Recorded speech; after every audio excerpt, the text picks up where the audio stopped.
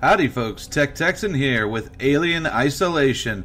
I am creating this video for you to just kind of give some final thoughts. I didn't want to do an entire playthrough of the game. For one, it's just too long, and two, I didn't want to give too much away. I really want some people out there to get a chance to experience this, although I know there have already been a lot of playthroughs already put on YouTube, but just me, I kind of want everyone to experience it, but if you don't have the game and you don't plan on ever buying it, there are other playthroughs to watch out there. I figured you didn't want to watch the entire one with the Oculus, although if I get enough requests, I might do it, but that would take quite a while, and I've already gone through it once, so there's not too much a surprise.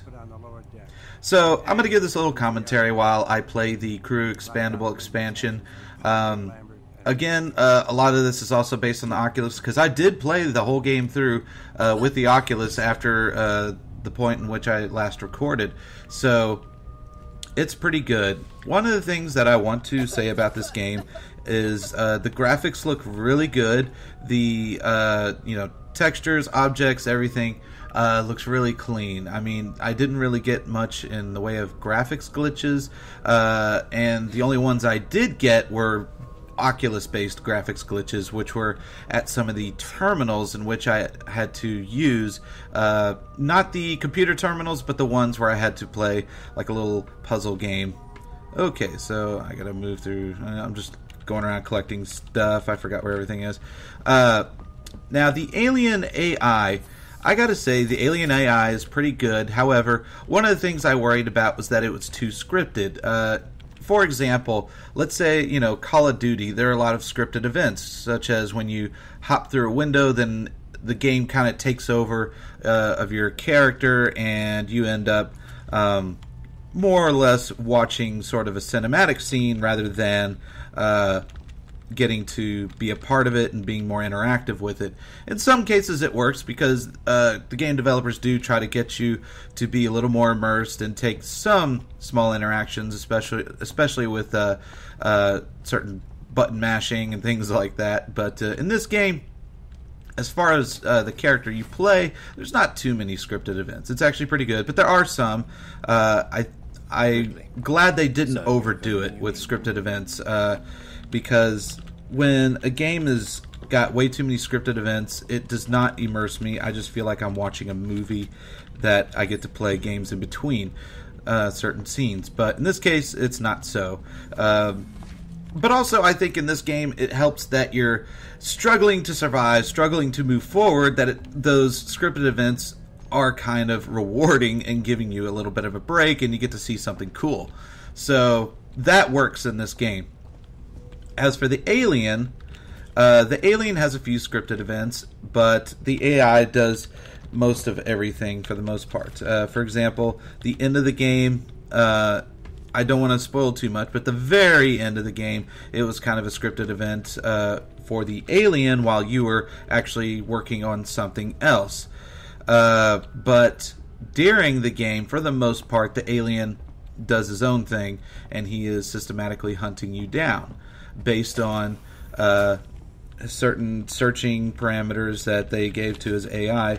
For example, I noticed that when you enter certain areas, the alien will leave the area that he was currently searching in and start to migrate towards your area at all times. It's as though he is kind of sensing the area that you're always in, which is kind of annoying, but at the same time, they do have to keep the alien chasing you. It's not, and I noticed that even in the character script, they're always saying the alien is hunting you. He's not just hunting everyone on the ship. He is actively hunting you.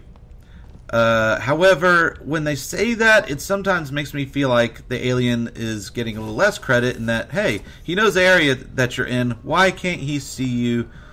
See which room you're in specifically. He's always in just a specific certain area, but never, or he's not in a specific certain area, but he's always in your area, which is kind of annoying. But I could see where the developers are kind of like stretched between, well, we can't just make this too easy for the player. We have to always put danger between the player and their objective.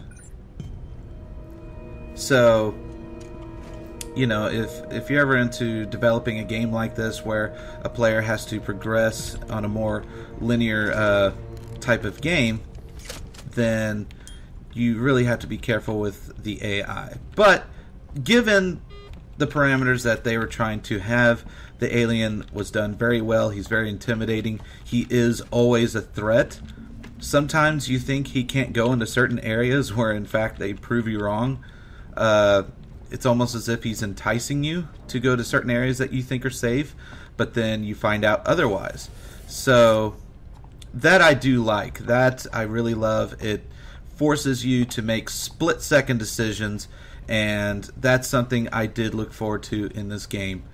The expansions I got through the early pre-orders, but as far as whether they're worth getting, I didn't play the Last Survivor yet. I've only played the Crew Expendable, which is actually pretty short. I thought it was going to be a lot longer, but it was still fairly difficult because they kind of give you less area to work with, a little bit. Good luck. I'm closing the hatch behind you. Yeah, that was a graphics glitch right there where the whole screen goes blank. Whenever you're kind of on rails with either a ladder or one of the terminals, moving the Oculus around a certain way will sometimes make it go blank.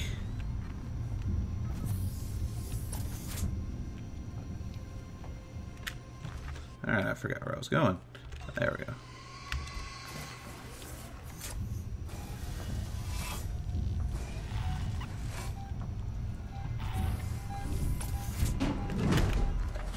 He hath arrived. That's okay. All I gotta do is hide under this desk and I should be safe. I notice he's never been in this room unless he has chased me here. So, and I think that's because they have another character in here. So again, that's something else I noticed is kind of scripted. As far as his search pattern goes, he won't search this room. At least, not that I've seen. And I've been in this room a lot. So it's little things like that I tend to notice, and sometimes that can break immersion. I prefer to be freaked out about the fact that he can come in here. Now, he might walk in front of the door, opening the door, but he won't come in unless he sees me or I've lured him in somehow with, like, you know, noisemaker or something like that. I don't think I have a noisemaker in this particular. I don't think there is one in the expansion. I haven't even tried it yet. But notice he's just sitting out there, and he's going to constantly wander that hallway and maybe the room behind this wall over here. But he's always stayed right out there. So I'm actually pretty safe in this room. So little things like that can break immersion. But I can see why they did it. I guess they didn't have any character responses for them when you're trying to do the objective. I'm a sitting duck here. You're safe now, Lambert. Just sit tight. It'll be over soon. And I thought that doing that might attract the alien's attention in here, but that still doesn't do it. He just goes in the next room.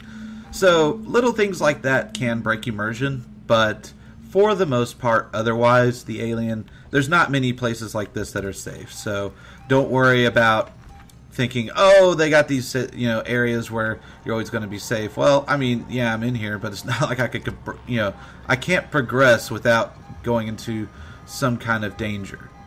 Okay, so he's walking to a certain area. What I'm going to do is I'm going to take the vent.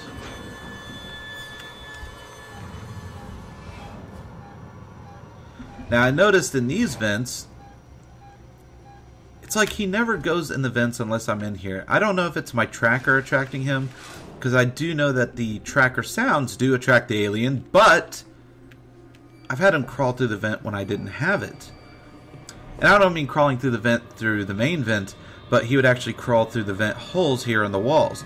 He never does that otherwise. He never does it when I'm wandering the halls. At least I've never noticed. Maybe with a noisemaker he'll pop out, but that's about it. Oh, where'd he go?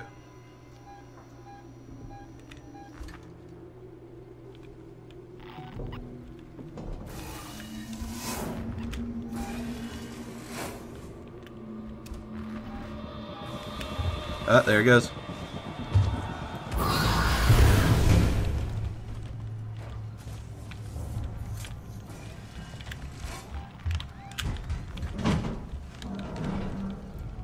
just came out of the vent.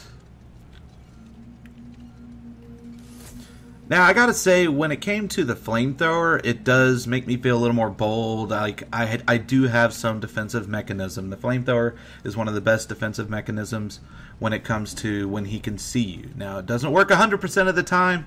Sometimes he gets you before you're able to douse him with it, but sometimes he will, it'll just stall him. It doesn't necessarily make him run away every time. Sometimes you have to use more fuel.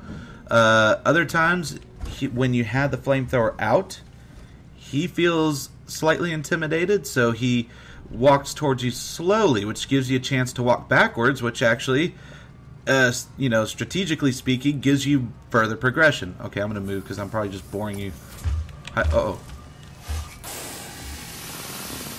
Did he see me? See, he might actually walk in here now. Or not.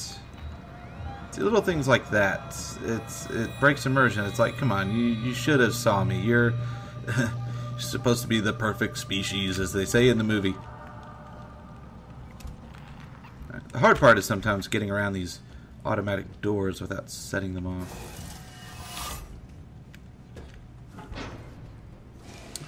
As far as other human AI,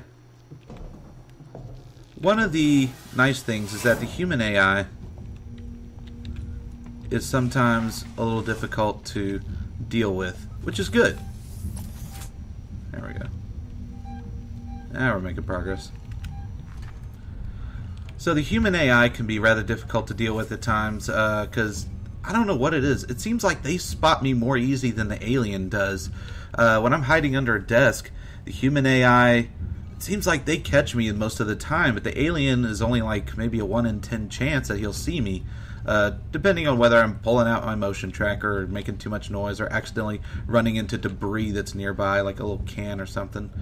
But human AI, the Android AI, my goodness, they're relentless. Once they see you, it's just better to kill them. Now, what's nice is you can kill them, but they are kind of annoying.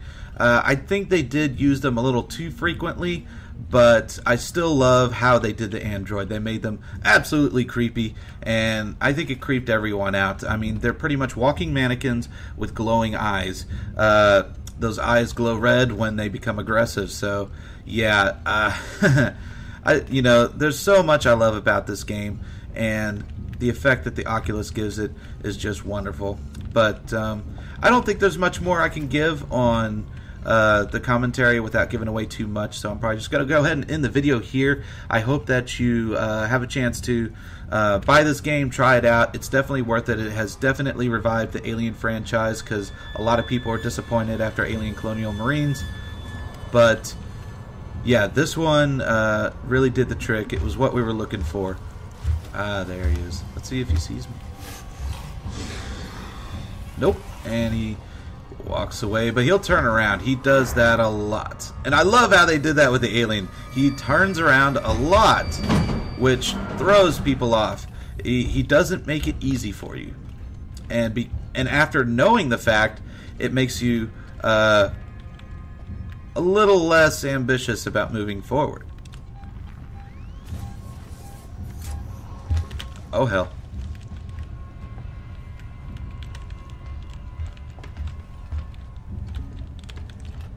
See, now it's investigating. Okay, so yeah, I'm going to go ahead and end the video there. I hope you have a chance to see this game, and if you don't plan on buying it, hey, it's still fun to watch the playthrough on YouTube and see what some other people have done.